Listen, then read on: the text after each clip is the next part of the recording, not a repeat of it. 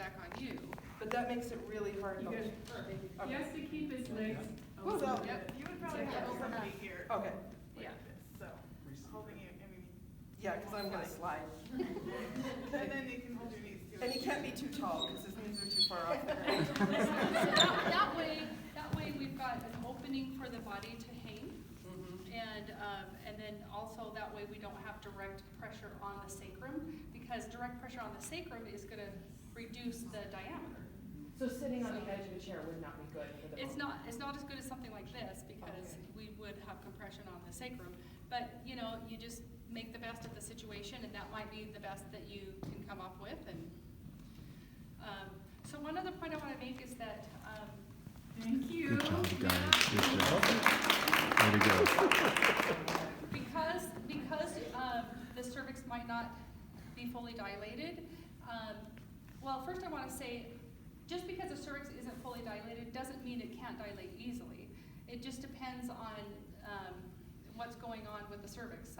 Sometimes there's a tight muscle in the cervix that's holding tight, but sometimes it's not holding tight, and it just it's very pliable and will easily open.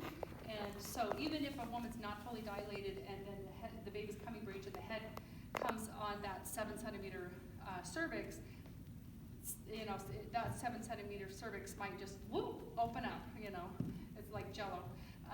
But because we don't know if the cervix is going to be that soft and that ripe and that pliable, then it's another thing that's important is that mom try not to push.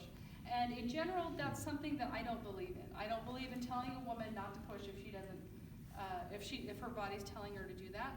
But this is one case in which it would be best if she can hold back from pushing, because the slower the first part of the body's coming through, the more of an opportunity for that cervix to dilate farther. But like I say, once you see the umbilicus and most of the abdomen, you know, coming through, then at that point you only have a few minutes for the baby to come through. So then the mother can start pushing once it's past the umbilical. Yeah, thank you. That's the point I was trying to make. And then sometimes babies can be floppy when they're born breech, and that's actually typical. Breech is a variation of normal. They're doing breech vaginal deliveries now. The 40-year breech study showed that cesareans are unnecessary for breech delivery, but the art has been lost. But sometimes they can be a little floppy, so what do you do if they're just like that, just a little bit? Just give them a little time, because that's what they tend to do in France, where they're doing a lot of those breech. Well, are you referring to because they've been like this and they're Just because of the delivery, they tend to have a little more. Yeah, they need a little more time to come Yeah, around. so definitely don't cut the cord. Oh yeah, definitely don't cut the cord. They're gonna probably need more stimulation to come around, maybe even just a couple puffs. Maybe not full on resuscitation, but just a couple puffs. So. Thank you, Richelle.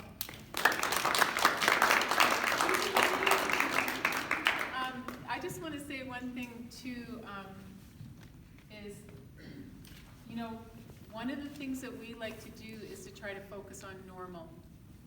And I really want you to go away from here, not focusing on things that are kind of a little bit unusual.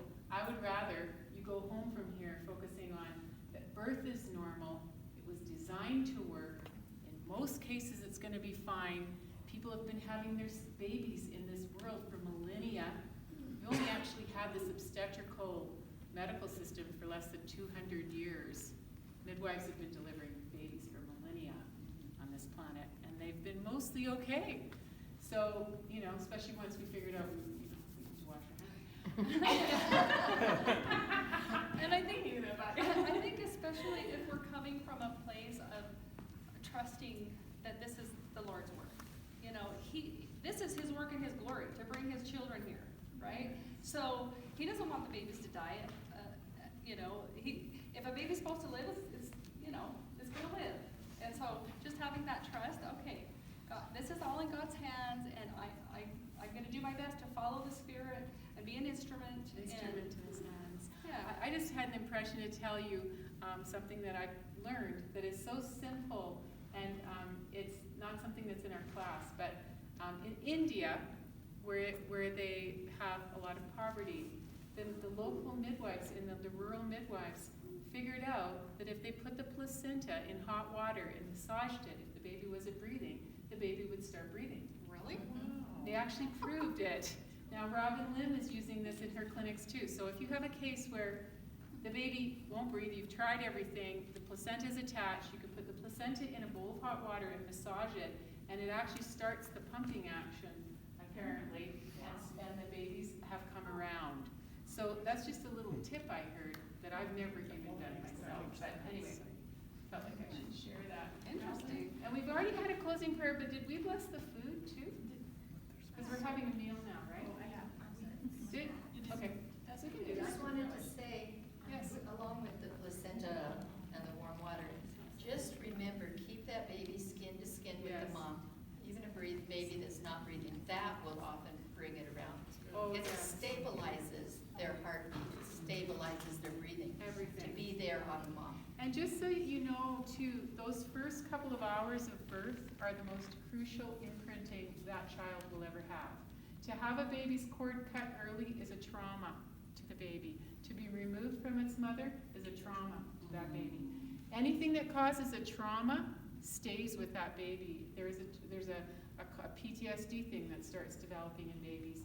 And we're learning now with, I think it's 17,000 deliveries in the study in Holland, where they did all delayed cord clamping. They reduced learning disabilities, marginal brain defects.